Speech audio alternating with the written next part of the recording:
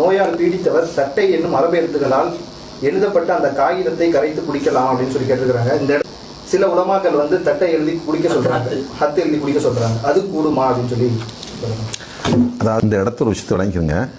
மார்க்கம் என்பது முஹம்மது ரசூலுல்லாஹ் ஸல்லல்லாஹு அலைஹி வஸல்லம் என்ன சொன்னாங்களோ, என்ன செஞ்சாங்களோ, என்ன அங்கீகரித்தார்களோ, பெருமானாருடைய சொல், செயல், அங்கீகாரம் இவற்றை அப்படியே பின்பற்றுவதற்கு பேர் தான் மார்க்கம். நபிசாசம் ஒன்று சொல்லியிருக்கணும் அல்லது செஞ்சிருக்கணும், அடுத்தவங்க செய்யும் போது பார்த்துக்கிட்டு அதை அங்கீகரிச்சு இதுதான் தீன் மார்க்கம். இப்போ கேள்வி மாத்தமா கேளுங்க. இந்த கேள்வியை ரசூல்லா காலத்தில் ரசூல்லா தன்னுடைய ஹயாத்தில் என்னைக்காச்சும் இந்த கத்தி எழுதி, தாளை எழுதி, அல்லது இந்த பேப்பரில் இந்த இலைகளை, மாய இலைகளை அதில் எழுதி கரைச்சி குடிச்சாங்களா சொல்லா? இல்லை கரைச்சி எடுத்து குடிக்க சொன்னாங்களா அடுத்தவங்கள? அல்லது அடுத்தவங்க குடிக்கும் போது பார்த்துக்கிட்டு மௌனமாக அங்கீகரிக்கும் விதமாக இருந்தார்களா? இந்த மூணில் ஏதாச்சும் ஒன்று இருந்தால் செய்யலாம். அல்லாஹ்வுடைய தூதர் தன் வாழ்நாளில் அப்படி செஞ்சதே இல்லை. ஒன்று. ரெண்டு, அப்படி செய்ய சொல்லி சொல்லவே இல்லை, செஞ்சதும் இல்லை. அடுத்தவர் இப்படி செய்யும் போது அதை பார்த்துக்கிட்டு அதை அங்கீகரிக்கும் விதமாக மௌனமாக இருந்தார்கள் என்றும் இல்லை. எப்போ மூணும் இல்லையோ ஆட்டோமேட்டிக்காக நீங்களே எப்படி செஞ்சீங்க? இது மார்க்கத்துக்கு புறம்பானது, பிற்காலத்தில் தோற்று மார்க்கம் என்ற பேரால் ஆரம்பித்து வைக்கப்பட்ட அனாச்சாரங்கள் உள்ளது, மௌட்டிகமான காரியங்கள் உள்ளது. அதுக்காக நான் என்ன சொல்லலை, குரானில் அந்த குரானை உதாசீனம் இப்படி சொல்கிறதுனால குரானை உதாசீனப்படுத்துறதாக ஆகாது.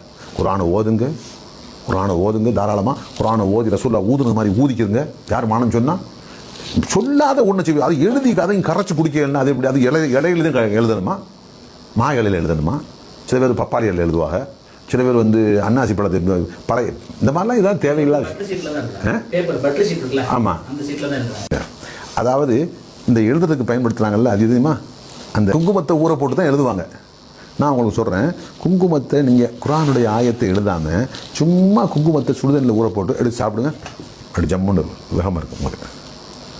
குறிப்பாக நரம்பு தளர்ச்சி உள்ள ஆளுகள், சோறு உள்ள ஆளுகள்லாம் குங்குமத்தை ஊற வச்சு பாலில் போட்டு சாப்பிட்டா, குறிப்பாக மணாளர்களுக்கெல்லாம் புதுமண தம்பதிகள்லாம் கொடுப்பாங்க. அதில் விசேஷமாக விஷயம் இருக்குது. அவங்க என்னமாக்கா அதை அப்படி அதில் இயற்கையில் தன்மை இருக்குது. இவருமே எழுதுமா எழுதி தட்டை எழுதுமா எழுதி அதை கரைச்சி குடிச்ச ஒன்று சக்தி வந்தமாக காட்டிக்கிறது. சும்மா குடிச்சா அது சக்தி இருக்குது. எல்லாம் அந்த மாதிரி ஒரு மருத்துவ குணத்தை வச்சுக்காங்க அதில். அதனால இந்த குரானுடைய ஆயத்தை நான் கொச்சைப்படுத்தும் விதமாக நான் சொல்ல வரலை. அல்லாஹ்வுடைய வேதம்ங்கிறது வேதம், அதை நீங்கள் ஓதுங்க, துவா செய்யுங்க, அதை ஓதி ஊதுங்க. அது ஆனால் இப்படி எழுதி இலையிலையும் இதுலையும் தாளிலையும் தட்டையிலையும் அதுலையும் எழுதி கரைச்சி குடிச்சு இதெல்லாம் நீங்களாக உருவாக்கி கொண்டீங்க. அது சரியில்லை.